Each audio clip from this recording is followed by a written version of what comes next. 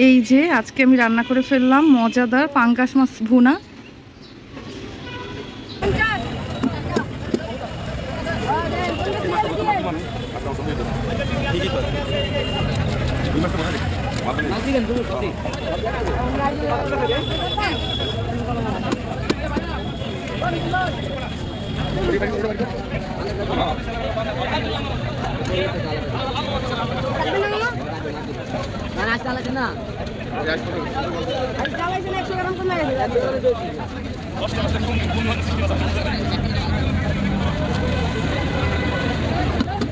যে এখন বাজার থেকে মাছগুলো আমি কেটে নিয়ে আসছি।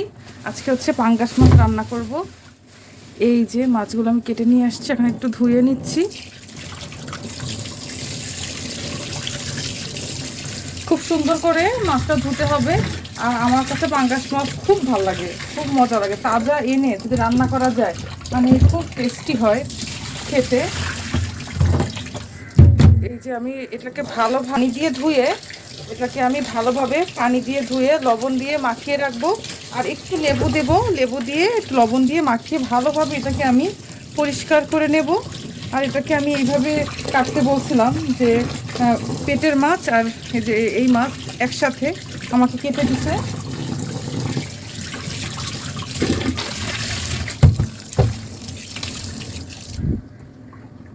আর এই যে দেখতে পাচ্ছেন যে আমি মাছগুলোকে লবণ আর হচ্ছে লেবু, লেবু রস দিয়ে এরকম একটু মাখিয়ে রেখে দেবো কিছুক্ষণ। তাহলে এটা থেকে ময়লা তারপর গন্ধ যা আছে একদম বের হয়ে যাবে। তারপর এই মাছটাকে আমি রান্না করব। এটা ভাজার জন্য আমি মাছটা মাখিয়ে নিচ্ছি। আর দিয়ে দেবো একটু মরিচ, যাতে সুন্দর একটা ভাজলে সুন্দর একটা কালার আসে। আমি বাটা মরিচ দিলাম। এখন মাছটাকে ভালোভাবে আমি মাখিয়ে নেব।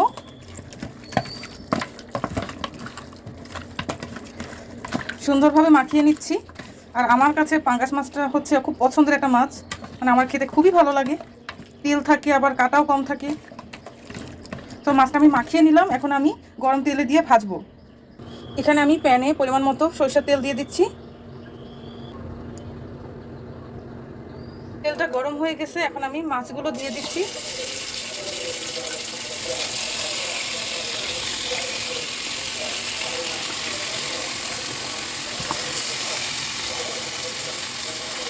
মাছটা আমি 2 পিঠ ভালোভাবে ভেজে নেব।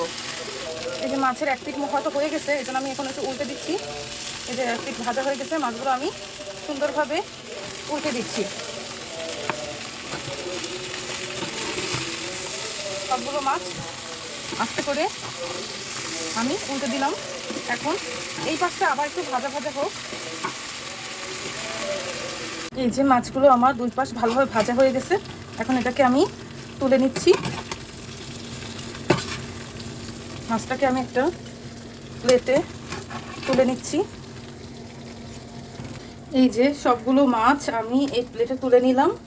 এখন আমি এই তেলের ভিতরে এই পেঁয়াজ 3-4টা পেঁয়াজ আমি একটু কেটে নিয়েছি, কেটে এটা একটু ব্লেন্ড করে নিয়েছি, সেটা আমি দিয়ে দিলাম। আর 2-3টা কাঁচামরিচ এভাবে একটু ভেঙে সেটাও দিয়ে দিলাম। দিয়ে এটা তেলের সাথে ভালোভাবে মিশিয়ে নিচ্ছি। আজকে আমি এই রান্নাটা খুব অল্প কিছু উপকরণে করব, জাস্ট পেঁয়াজ, মরিচ আর হলুদের গুঁড়া। আর এখন আমি হলুদের গুঁড়োটা দিয়ে দিলাম। আর দিয়ে দেবো, আর এখন আমি 1 চামচ আর একটু 1.5 চামচের মতো মরিচের গুঁড়া দিয়ে দিলাম। দিয়ে এখন এটাকে ভালোভাবে মিশিয়ে নিতে হবে সব কিছু একসাথে। এখন আমি মশলার ভিতরে কিছু বিলাতি ধনিয়া পাতা কুচি দিয়ে দিচ্ছি।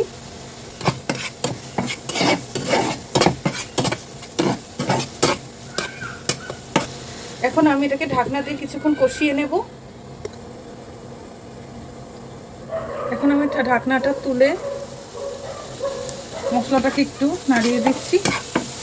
মশলাটা একটু ভাজা ভাজা হয়ে গেছে, এখন এখানে আমি একটু পরিমাণ মতো পানি দিয়ে দিচ্ছি। পানিটা দিয়ে এটাকে আমি একটু কষাবো।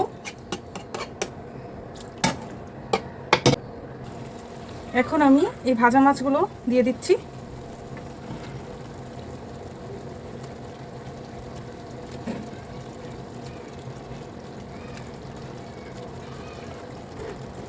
সবগুলো ভাজা মাছ আমি দিয়ে দিলাম।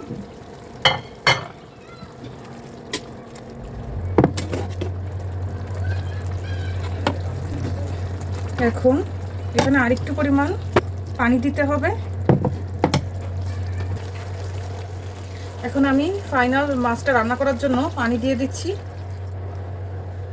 আমি মাছে পরিমাণ মতো পানি দিয়ে দিয়েছি। এখন আমি ঢাকনাটা দিয়ে 10-15 মিনিটের মতো এটা রান্না করে নেব।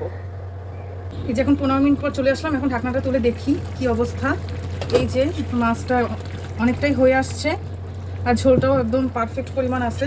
এখন এই পর্যায়ে আমি উপরে আরও কিছু কাঁচা পাতা, বিলাতি ধনিয়া পাতা দিয়ে দিচ্ছি আর কয়েকটা কাঁচামরিচ, আস্ত কাঁচামরিচ দিয়ে দিলাম। দিয়ে এখন আমি এটাকে একটু মিশিয়ে নিচ্ছি।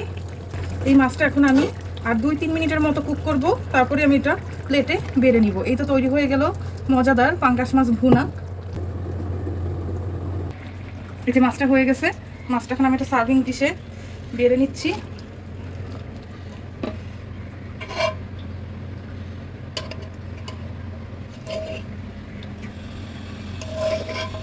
তৈরি হয়ে গেল আমার মজাদার খুব অল্প কিছু উপকরণে পাঙ্গাস মাছ ভুনা।